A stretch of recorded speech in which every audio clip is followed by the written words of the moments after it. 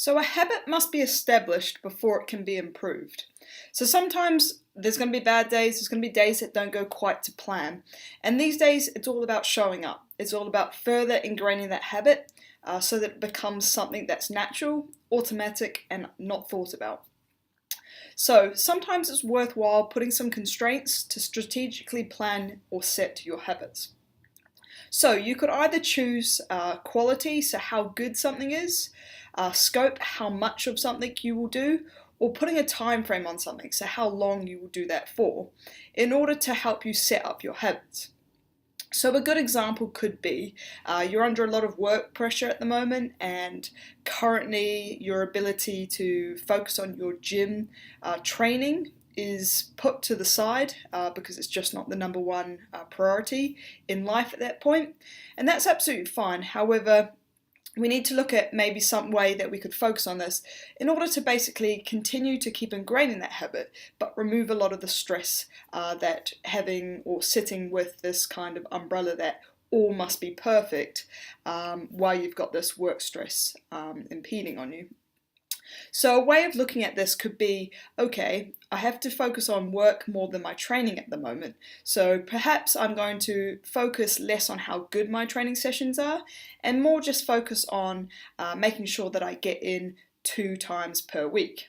That way I can continue to keep that habit ingrained, however take the pressure off if I'm not achieving PBs or if I'm not making sure I hit certain numbers. That way you can enjoy the gym but continue to keep ingraining the habit without applying that further stress to yourself.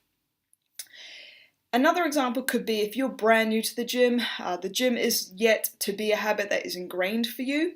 What you could do is just start by starting extremely light. So you could say to yourself, I'm going to go to the gym for 2 times per week this week, and I'm going to go for 10 minutes each session. Now this could sound a bit crazy because you could think to yourself, 10 minutes, it's not worth my time. However, you've got to look at it from a bigger picture here.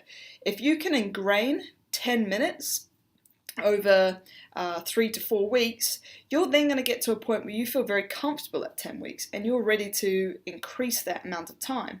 And that will get to the point where you increase to the point that the habit is ingrained.